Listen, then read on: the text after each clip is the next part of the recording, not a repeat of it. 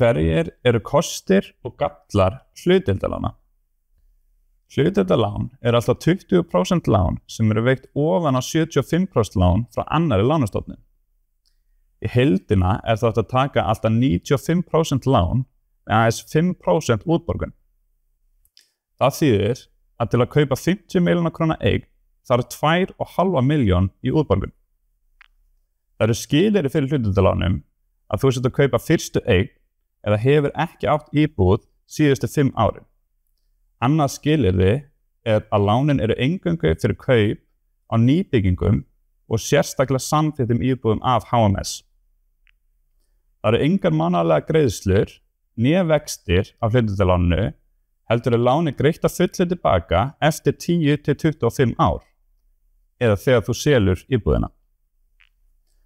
Það sem þarf hins vegar að hafa í huga áður en tekið hlutdeildarlán í fyrsta lagi að það almennt ekki leyfilegt að leigja út íbúð sem keypt með hlutdeildarláni.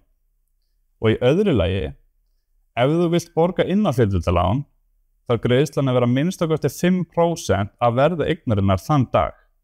Þá þarf nýtt verðmat hjá fasteignasala og HMS endurreiknar lánið miðað við það.